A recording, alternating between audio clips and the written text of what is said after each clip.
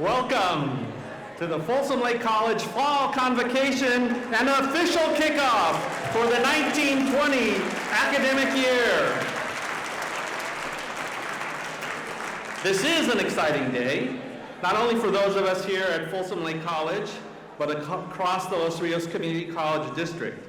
And we are lucky to have two trustees with us today. Give a round of applause for Board President John Knight and Trustee Pam Haynes.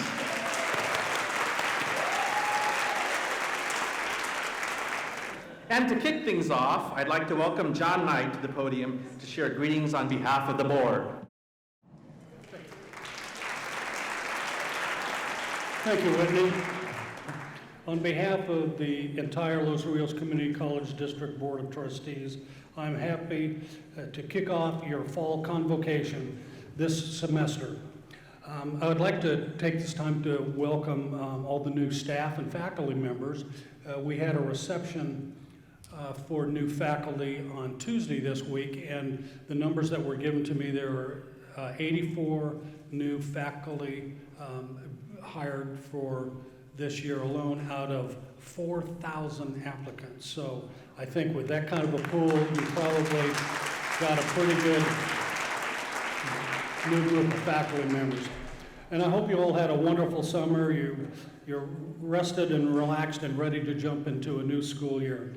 My colleagues and I on the Los Rios board understand the extraordinary amount of hard work that goes into preparing for the start of a new year. We're grateful for your commitment. We also know that the past several years have been challenging, exciting, sometimes exhausting, but we have accomplished much and will continue with those efforts. And the reason I know it's been exhausting and the reason I know the FLC is on track, I'm reading a book called The College Dropout Scandal, and what it talks about is why students are not, completing, they're dropping out ahead of time. Now, I know you're probably thinking that, most trustees, read dime store novels, but, some of us get into, some of the things that are meaningful in the work we did. And so when I read this book and I see the efforts and the things that you've been doing, you're right on track to make sure that the dropout is not a scandal for Los Rios. You're moving through the students are moving the system on the pathway that they've been focused on. Because of your hard work and innovative spirit, students starting classes next week are closer to reaching their academic goals more than ever before and with fewer barriers in front of them.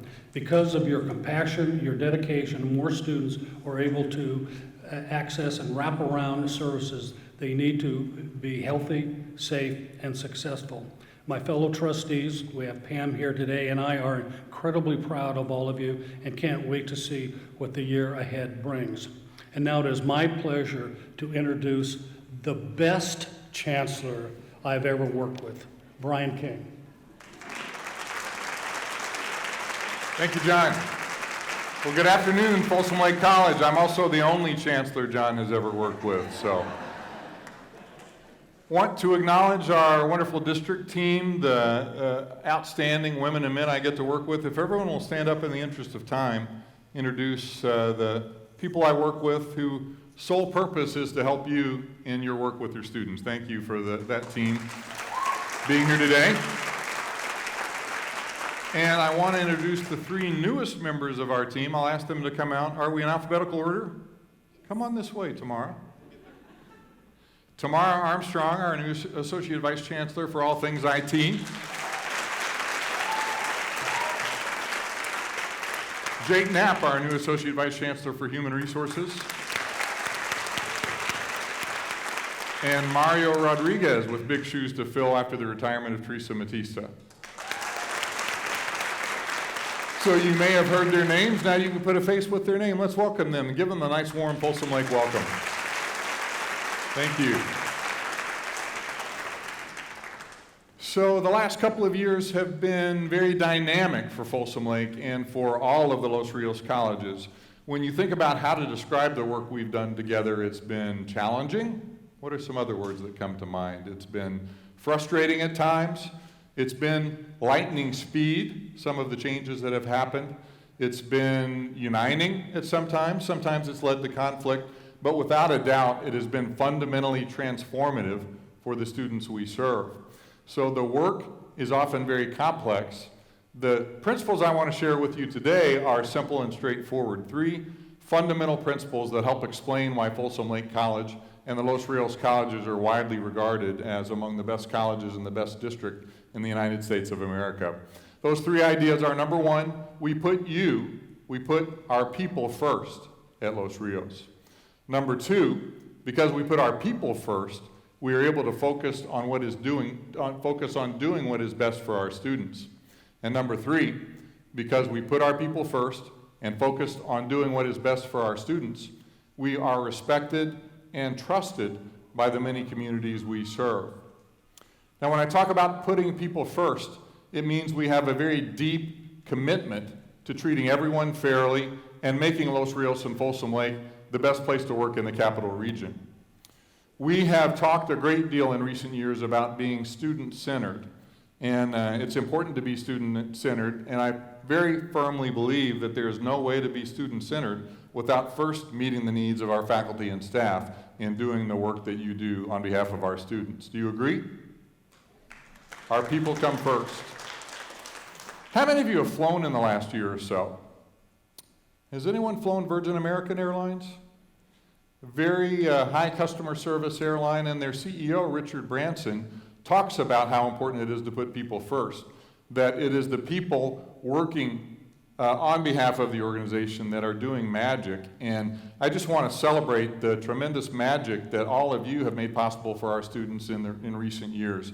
We couldn't do it without you. Thanks for the magical efforts you have made on behalf of our students. Let's give yourself a round of applause.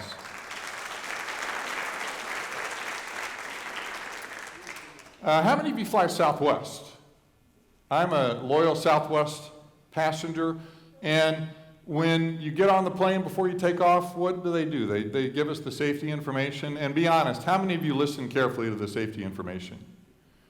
So how many of you have the headphones on and are not focused on the safety instructions? Okay, that's honest.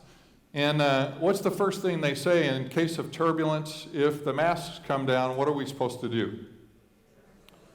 You put the mask on your own face. Now, I like Southwest because they give you the information, but sometimes they do it in a humorous way. So I've been on the flight where the flight attendant said, if there is turbulence and the mask comes down, if you're traveling with 2 small children, first of all, what were you thinking? And then if you have 2 small children with you, they say after you put the mask on your face, what should you do next? Pick your favorite, I hear some of you say. The one that sticks with me is when the flight attendant said, if you have 2 small children, choose the one with the highest earning potential. Put the mask on their face first.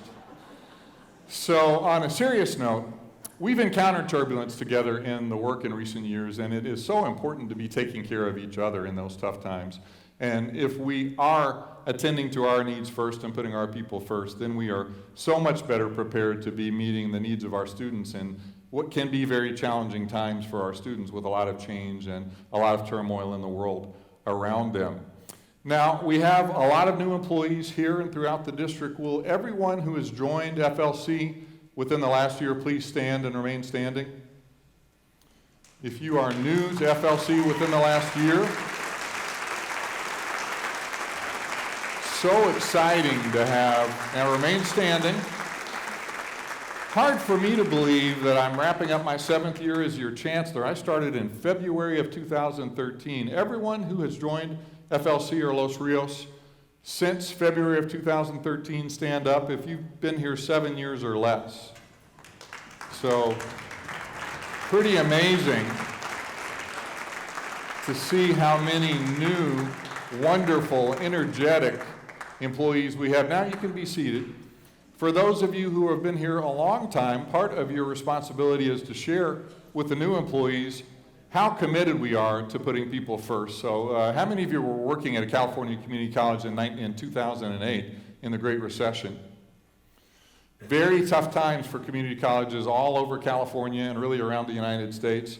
And there were a lot of articles about colleges and districts dealing with their fiscal crisis. The way they did it was by laying off full-time employees.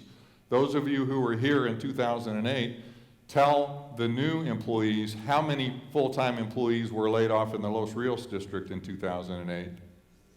0. And that is a number we should all be very proud of, and we have members of our Board of Trustees here together who have modeled that fiscal commitment to our employees. So let's give the board and our constituent leadership a round of applause for that commitment to our employees. More recently, in the last couple years, the state has a new funding formula for community colleges. And I know many people have been concerned that the new funding formula might push us off a fiscal cliff, a lot of unknowns in the new funding formula. I don't have time today to get into a deep dive in all the different policy implications of the new funding formula. Just want to share at a high level, we are doing okay in the new funding formula. We're okay. We have not had a huge windfall of new resources, but we have received more money under the new funding formula than we would have under the old funding formula. And in showing the commitment of our board and our constituent leaders and putting our employees first, all eligible employees received a 6% retro check in the last couple of weeks. How many of you had that pleasant news that you were going to have a significant retro check? In addition to the retro check, several employee groups also have an ongoing salary increase. So that is more evidence of how we put our people first in the Los Rios Community College District. And for newer employees, it's very important to understand the bucket concept, that we work together in maximizing revenues, and 80% of all new revenues go directly to our people, back to that idea of putting our employees first. So we have a shared interest in maximizing revenues, and not in a mercenary way by any stretch. Under the new funding formula, 90% of the dollars we receive are still based on the number of students we serve on access. But there are also ways that there are incentives for us to do things that are good for students that also will result in us receiving additional revenue for the state. For instance, if we enroll and help students complete associate degrees for transfer, ADTs are an area where we can receive additional funding even if our enrollment isn't growing. Serving more historically underrepresented students is another way that we can increase our revenues, and is also something great for our students in our community. And then awarding more Pell Grants. The more financial aid we award now under the new funding formula, we can also increase our revenue by helping more students earn a Pell Award. Are any of those things bad? They're all good. So there is alignment between some of the incentives in the new funding formula and building on the work we are doing anyway for our students. And then with those new resources, we're able to continue to invest in our people in sustainable salaries and benefits. Now, we're in good economic times now. It's been more than 10 years now since that last recession in 2008. I don't know when the next recession will start. We're probably overdue for a recession. And the great news to share is that in the intervening 10 years since the last recession, our board used reserves to help smooth through the highs and lows and avoid layoffs of any full-time employees. And I'm very happy to share with you that we have gradually, thoughtfully, fully funded those reserves. So we're not recession-proof, but we're as recession-resistant as any community college district in California by working together to build up that rainy day fund for when the next recession comes. So that's really good news and something worth celebrating. Another way beyond salaries and benefits that we look out for one another is by recognizing that safety is a very high issue of concern for our faculty and staff. And in my 7 years as your chancellor, any employee survey that we've conducted has shown that safety is a top 3 concern for all of our employees. So soon you will hear from your police captain talking about issues that all of us wish we didn't have to talk about, but I want to also express appreciation for our faculty leaders and other constituent leaders who thought safety was so important. They asked if we could use some of this really precious time during Convocation to have a discussion about safety. So we want to do everything we can to be prepared for the unthinkable and be able to help one another out and also help our students and community if a horrible event happens. And it seems like a day doesn't go by where we don't hear something in the news about these terrible events happening. So we put each other first by also being safe. So the first point, we put our people first. The second point, because of the care we put in supporting our people, we are able to focus with a laser focus on doing what is best for our students. And about 3 years ago, our district developed a strategic plan, and with a focus on equity, the number one goal for our colleges was building pathways for our students to help our students move from high school or the work world to their associate's degree or a certificate to help them achieve the goal that they told us was important to them. So I know at Folsom Lake, the focus on equity has undergirded your work in guided pathways, and all 4 of our colleges are very involved in guided pathways and working together to see how we can make sure that all of our students have a clearer pathway to achieving their goal. So that equity commitment is reflected in our strategic plan. And a lot of times plans just go on a shelf, and if you ask 3 years later, have we really done anything that has been impactful for our students? The great news is that we have. And in my 15 years, it's hard to believe I've been either a president, superintendent, or a chancellor in California community colleges for a decade and a half.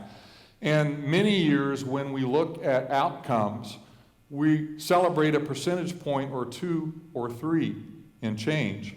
And the great news is that across our 4 colleges, you and your colleagues and our faculty and staff had the courage to not just talk about difficult subject matter. You made some really important changes, and the one for focus today is the shift from using placement tests as the primary way of determining what math and English class our students take to using high school performance. So when we look at the numbers, they are really overwhelming. So the first data point is enrollment in transfer level writing. So this is first-time students. The numbers in 17-18, before the changes, 5,225 students enrolled in transfer level English writing. Through the courageous decisions that you made here at FLC and across Los Rios, that number jumped in 1 year from 5,225 to more than 7,200 enrolled in transfer level writing. Now that's a big jump in enrollees. A great question is, did more students complete transfer level writing? The increase in enrollments is massive, 38.5, and let's pause, let's celebrate 38.5% in a world where 1 or 2 or 3% per year is normally a cause for celebration. Not only did we enroll 38.5% more students, first-time students in transfer level English writing, here is the huge number, 1,220 more students district-wide completed transfer level English. That is incredible. Let's celebrate that success as well. Now let's talk about math and the change in using high school performance for placement instead of relying on a placement test. First year students taking transfer level math, before we made this change in using high school performance, about 1,900 students at our 4 colleges enrolled in transfer level math in their first year. The jump is even bigger in math than it was for English. This past year, after we used a new way, more than 3,000 students, 3,211 enrolled in transfer level math. Now that is a huge jump. That's a 65% jump in 1 year. Okay, I mean, can you believe that? You should give yourselves a round of applause for having the courage to make this change. And in terms of students who completed the transfer level math class, 749 more students across our district completed transfer level math. So we will continue to take a deep dive into the data at our colleges. I know you're doing that at Folsom Lake. There is much to learn. The work is not done. But this one single courageous change has already impacted thousands of students in a single year, and we will see the benefit of that change for these students as they complete their degrees much more quickly and achieve their goal in less time. So if we had just had a courageous conversation, we would have benefited from that, but you took courageous action, and thousands of students across the Los Rios Community College District are in a better place because you didn't just talk about equity, you made changes that have a positive impact in the lives of our students. So 3 other opportunities for innovation and good news in our district, opportunities to innovate here at FLC. First, we'll talk about dual enrollment. Then we'll talk about open educational resources, and finally, online education, areas where FLC is doing great work. First of all, dual enrollment. How many of you have high school students at home in your house? You know, the parents of high schoolers. How would you like your high schooler at high school graduation to get 2 degrees, a high school diploma and an associate's degree? Very exciting, the possibility of dual enrollment. Instead of AP classes, and a lot of us as parents have written a lot of checks for AP exams, students taking AP classes that may or may not help them whenever they can continue their 4-year education. But dual enrollment has tremendous value, and with the focus on equity and the realization that here at Folsom Lake, you know that zip code, the color of the skin of our students, or their sexual orientation should not be their destiny. You know that making commitments to things like dual enrollment have a direct impact on advancing equity at Folsom Lake. So dual enrollment is an opportunity to do that. Second opportunity is open educational resources. How many of you are using some open educational resources in a class you teach? Many of you are. And the opportunities are immense. And one area we'll talk about is the zero-cost textbook, the zero textbook cost program. If you go on the schedule for Folsom Lake and our other colleges, there's a ZTC logo on classes that now have 0 textbook costs. And I want to be very clear that as someone who spent more than 10 years as a classroom instructor, I understand that the materials that our students use are really important, and that many of the textbooks you use, you've carefully chosen, and some of the supporting materials with the traditional textbook are very good for our students and also helpful for a faculty member. So I don't want you to leave with the impression, I think, that all of our classes can be or should be 0 textbook cost classes. But for those that can be, the benefits to our students are immense. And if you total just last year to this year, the estimated savings for our students from courses that have converted to 0 textbook cost, it's more than $500,000 across our district, and that is a number we should celebrate. $592,228 for courses that no longer have a textbook cost associated with it. Let's celebrate that tremendous contribution to our students.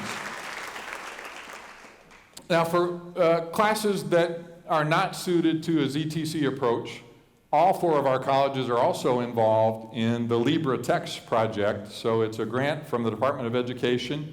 UC Davis was the lead institution. All 4 of our colleges are involved in LibreText. Libre is one option of open educational curated resources. And what that means is you can look at the class you're teaching and see what's available and whether you could pull together adequate resources for the class. Tuesday, I had a happy coincidence when I was at Sacramento City College. I was walking across campus and saw a man and a woman with a t-shirt that said LibreText, and they were carrying a box. So I stopped them and I said, I'm really interested in LibreText. Can you tell me a little bit about what you're doing and who you're with? And they said, who are you? And I explained why I was interested in open educational resources, and they opened the box and handed me this book. So this is a LibreText, and it's organic chemistry. How many of you have taken organic chemistry? If you would go online, as I did, and look at Amazon.com, the new price for an organic chemistry book, anybody want to guess what a new book is in organic chemistry? Somewhere between $200 and $300 for a new organic chemistry book. Using LibreText, a faculty member, Diane Bennett at Sacramento City College, has put together the entire OER textbook for organic chemistry. So what does this cost online? It's a 0 textbook cost. Or if you want the hard copy, what does this cost to print? $8 to $10. So you think about a book like this, there's a lot of content and a lot of weight to the book, but with the LibreText option, a student can buy this book in hard copy for $10, or use the online version for free. So, Diane Bennett, one teacher, one class, one Libre textbook, over 5 years, conservatively, that transition has saved her students more than $200,000 in one class. So I understand that the work is hard in making the transition to open educational resources, and I want to make a pledge to you that I will support you as individual faculty members or as departments if you need resources to help explore making that alternative. We will do everything we can to help you do that, because the savings involved is immense. And I look forward to hearing stories here at FLC. That was just serendipity that I ran into someone who handed me the book. I know there are success stories like that right here at FLC. Please let me know about those so I can share those success stories. The potential for our students is just amazing to be reducing the cost to students through open educational resources. So, dual enrollment, exciting opportunity. Open educational resources, very exciting. The third is online education, and I absolutely want to celebrate the leadership of FLC in online. One example, it's not the only one, but I know Paula Haug and her colleagues in communications were the first and now only so far to offer online public speaking. So thank you for that courageous leadership. We know that more and more students are interested in online courses, and earlier I talked about how our colleges are funded. It's still 90% based on enrollment and 10% on incentives for other outcomes for our students. Online education continues to grow, not just at FLC, not just at Los Rios, but across the state and across the country. So overall, you might be surprised to know that students who are taking only on-ground courses, so the students who are only coming to Folsom Lake physically for all their classes across our district, students taking on-ground only classes, the number is down 5.4%. That's a pretty significant drop just from last year to this year. So the number of students taking only on-ground classes down more than 5%. If our overall enrollment was down 5%, since 90% of our funding is based on how many students we serve, we would not be having the exciting convocation we are today, celebrating retro checks and ongoing salary increases, because the resources that we have to put our people first would be substantially reduced. The reason that we are not having that discussion is because the number of students who are taking only online courses is way up by more than 12%. So online enrollment continues to grow. And where is Melanie Dixon, our Associate Vice Chancellor? Melanie, what did you say? Students are voting with their students are voting with their fingers as far as classes they're taking online. So more and more students are choosing to take all of their courses online. When you think about the students we're serving online, this again is very much an equity issue. So what would you think in terms of gender? Are more of our online students women or men? How many of you think more men are taking online courses than women? Many more women are taking online courses than men. So more than 2/3 of our online-only students are female. Another myth that persists is that online courses are of less interest to students of color, and just one data point that underlines that that's not true.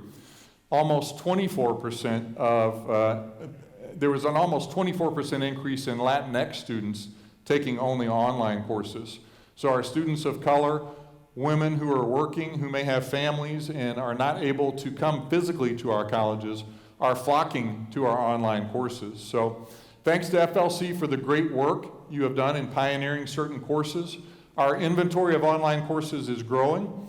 Knowing that so many of our students are taking classes only online, the next area of emphasis will be developing associate degree for transfer degrees, ATDs, that are available entirely online. And we also are having conversations with public partners in the four-year space so that when our students have completed an associate degree for transfer, they also could complete their baccalaureate online as well if their life doesn't allow them to attend a college on ground. So very much an equity issue in moving forward with online. very much an area of opportunity, and thanks to FLC for your leadership in helping us move forward online. So, wonderful opportunities in dual enrollment, in open educational resources, and in online education. Examples in addition to your great work in placing students using high school success rates. You understand why the community thinks so much of Folsom Lake here in Folsom, and why our colleges are trusted and respected throughout the capital region. And when we think about that community support and the respect and trust of our community, one way that we have seen that is through 2 bond issues that have transformed all 4 of our colleges, and none more than Folsom Lake, before our 2002 bond issue and then our 2008 bond issue. Some of you have been here from the beginning when we had portable buildings here in Folsom, and now, because of the trust our community placed in us in approving bond issues, we have this awesome space where we are now and this awesome college. Isn't this an incredible place, an incredible space to work here at Folsom Lake?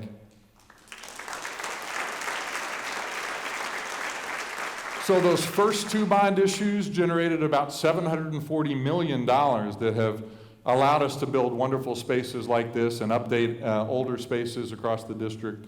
And we're now towards the end of those first 2 bond issues, and are now in a space where our board members are considering whether it might be time for a 3rd bond issue. And our board will have a study session in September, and then we'll determine whether to place an issue on the ballot in the October board meeting, which, if approved, would go on the March ballot, which is not very far away. The thinking for the March ballot is that it is the California presidential primary and very high turnout. So if the board answers some of the tough questions that we'll ask together, what are our needs, what is the right time, and is there support in the community to move forward, then that issue could be on the ballot as soon as March.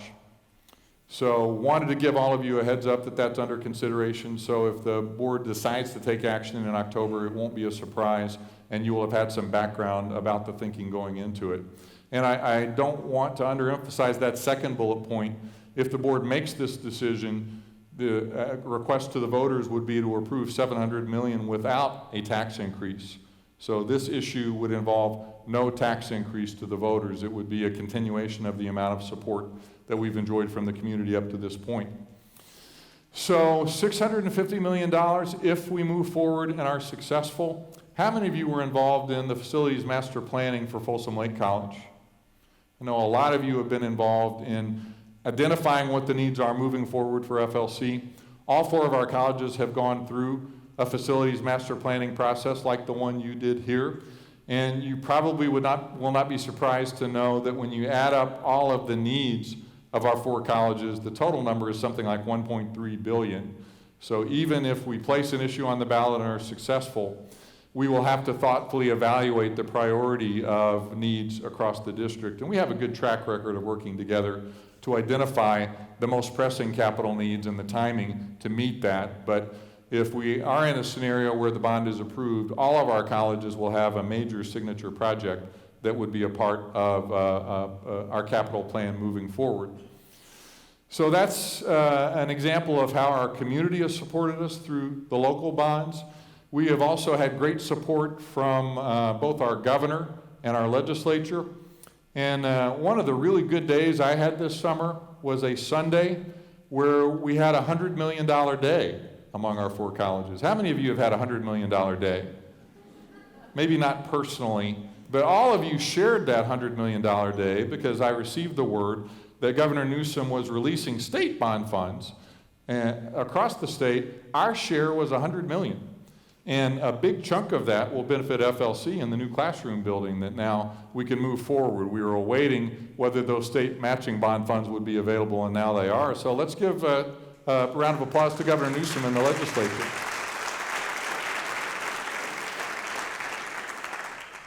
So we are in good shape in terms of the capital needs for our colleges and exploring the opportunity to be able to do even more in planning for the next 10, 20, or 30 years for our facility, for our facility needs. So appreciative of the community support and so thankful for the good work that all of you do that makes our community so supportive. Another way that our community has demonstrated their support for our work is through the Los Rios Promise program. Hard to believe it's only been about 2 years ago since at Convocation, I shared with you a vision that all of our first-time, full-time students could attend fee-free. It's a mouthful, and also a goal that seemed very far away only a couple of years ago. Now, I'm thrilled to be able to share with you that through the support of the legislature, now all of our first-time students can attend not just the first year, but the first 2 years at Folsom Lake and all of the Los Rios colleges fee-free. That's great news.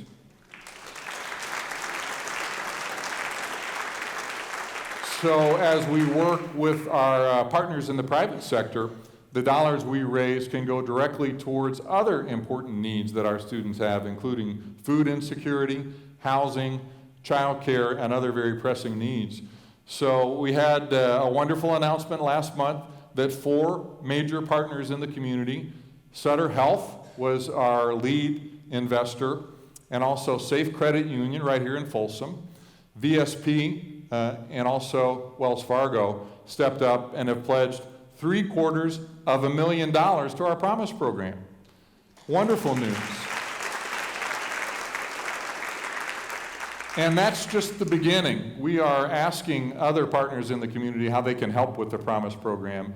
And a large part of my time in the coming weeks will be meeting with people who appreciate the work you do and want to know how they can help give back and support our students in being successful. So from the Promise program standpoint, want to just make one last point on open educational resources. The $200,000 book, the $500,000 plus ZTC commitment. Faculty are making amazing contributions to our Promise program by reducing costs for our students. So I want to do everything I can to help you explore the options to reduce those costs. That's a wonderful way of supporting our Promise program for our faculty and staff to be aware of opportunities to reduce out-of-pocket costs that our students have to pay. So I just can't tell you how proud I am of your courage in tackling some of these tough issues here at FLC and making changes that are already benefiting our students in overwhelming ways. It's been a great year, and the work isn't done. This is just the beginning. We'll continue to look at how we can work together to make even more progress on behalf of our students in the coming months and years.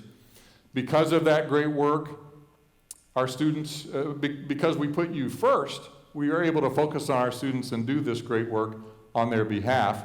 And because our students are doing so well and the community sees us, they support our work in a variety of very important ways. So I encourage you to let me know what I can do to help you continue this great progress. It's going to be a great year, a great start to the new semester. And with that, I thank you for being generous in your time and letting me spend some time with you today.